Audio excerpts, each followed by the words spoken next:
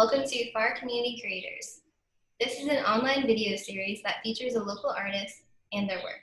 Today, we're talking to local photographer Anna Powell Denton. Hi, Anna. Hi, everyone. Thank you for joining us today. Yeah. You are going to be teaching a workshop at FAR later on this year. We're really excited about it. So am I. Great. And can you talk to us a little bit about what you do here in town? Yes, I am a photographer. I focus mainly on portraiture and editorial photography.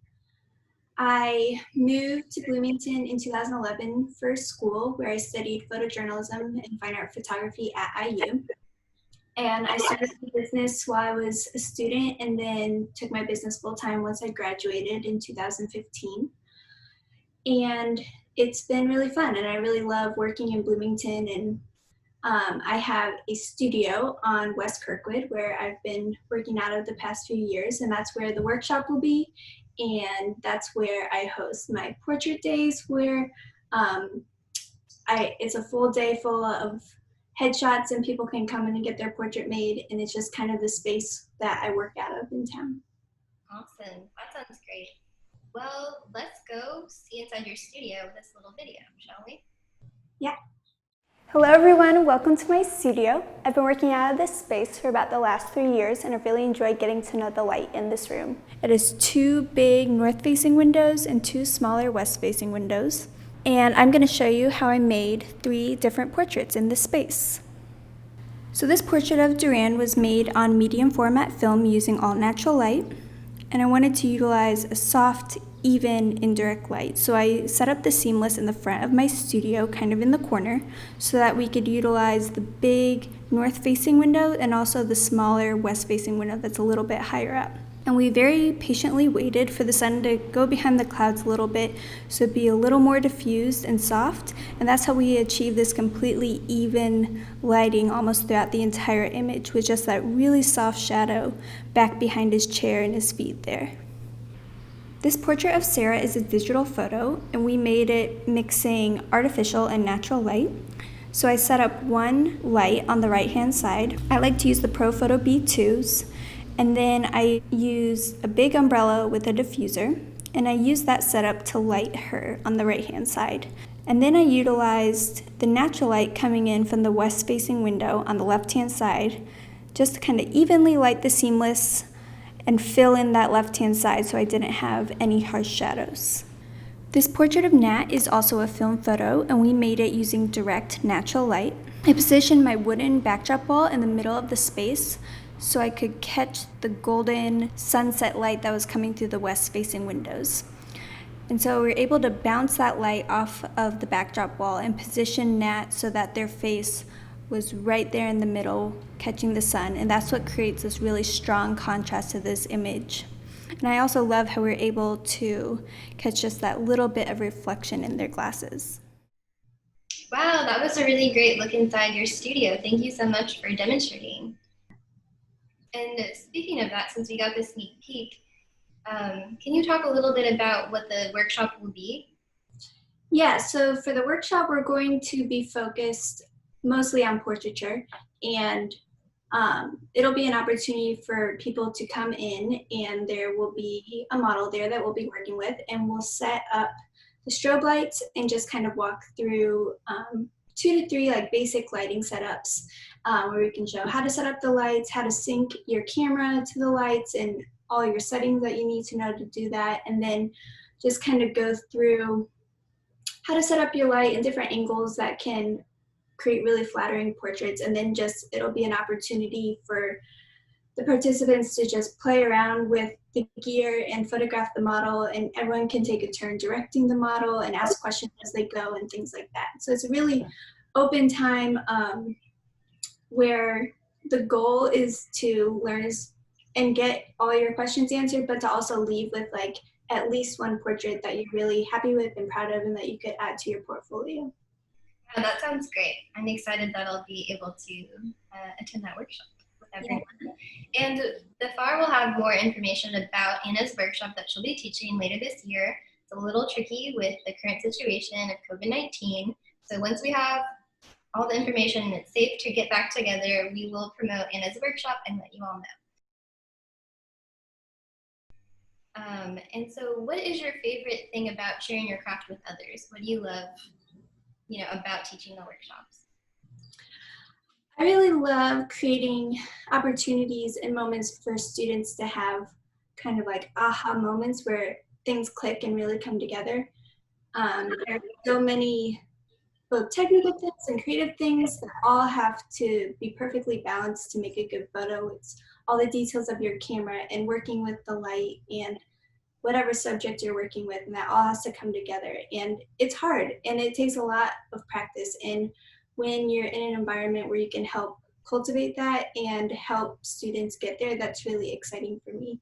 And I've definitely benefited from having teachers and mentors at IU where I've had those moments in learning about cameras and learning about subjects and light. And I really like being able to offer that to other people. Awesome. Yeah, that's really great. And speaking of that, you mentioned IU. Can you talk about your background? I know you were a photojournalism major, correct? Yes. How did that influence your work? Yeah, I studied both photojournalism and fine art photography at IU. And that wasn't really intentional. I moved to Bloomington and just knew I wanted to study photography. And when I went to enroll in classes, my guidance counselor was like, well, do you want to study photojournalism or fine art photography? And I was like, well, what's the difference? And she couldn't really tell me what was the difference between the two. So I was like, can I just do both? And she was like, yeah, absolutely. And I was like, okay, let's just do both.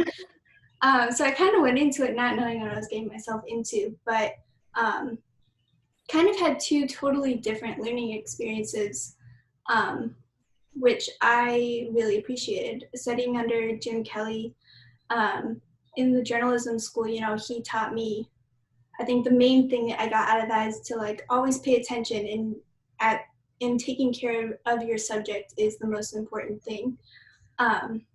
And then like over in the fine arts school, studying with Jeff Woolen, he did such a good job of teaching you how to, create your own portraits and, really think about composition and bodies of work as a whole. And I think blending the two, like the storytelling and the creativity, has really gone into my work and how I approach photographing an event or a person or creating brand or editorial photos for a magazine feature, things like that. Mm-hmm. That's awesome. That's great to hear. So I guess the guidance counselor was very wise, actually. Ended up being.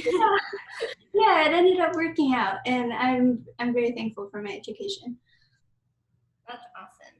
And so are you working on any special projects right now during this kind of very weird time to be a photographer?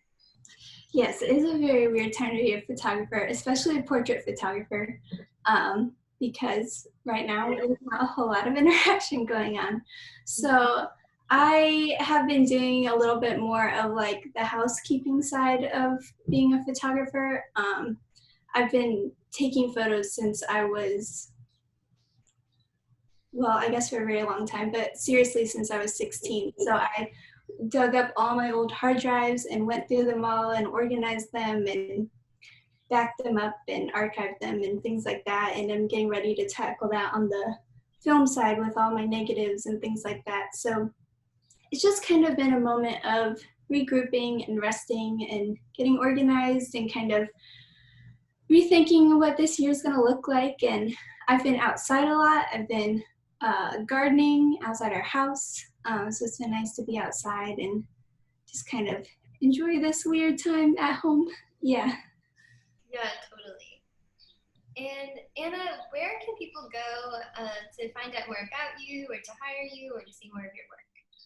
Yeah, my website is definitely like the best one-stop shop. It's annapowelldenton.com. And Anna Powell Denton is also my social media handle, so you could type that in pretty much anywhere and find me and my work and how to contact me. Awesome. Great. We'll throw it up on the screen there so you can see.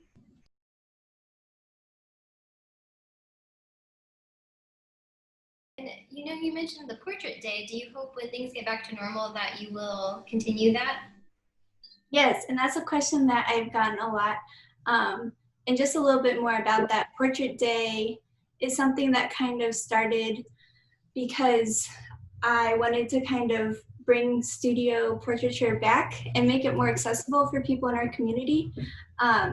And so I started doing Portrait Day, which is just a quick 10-minute session where you come to my studio and you pick your favorite backdrop color and you get your portrait made. And you don't need to have a special occasion to do it. It can just be that you want a picture of yourself when you were 28 years old and you want it, just, it could be for posterity, it could be you and your partner, it could just be you need a new headshot for work.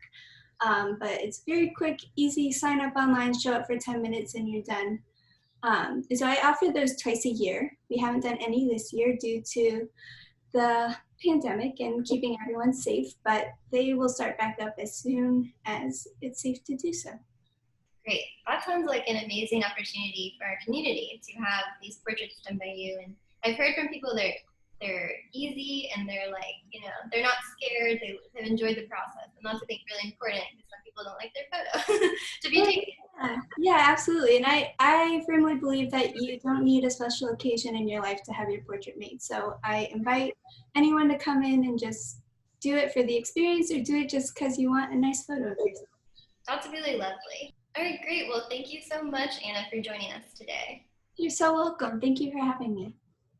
Yes, this was the FAR Community Creators online video series. So thank you for tuning in. And we'll have some more information about Anna's workshop that she'll be teaching hopefully later this year when things are better and safe. And we'll also keep you updated on her portrait day. And also go to her website and check out her beautiful, beautiful work. So thanks again, Anna. Bye. Bye.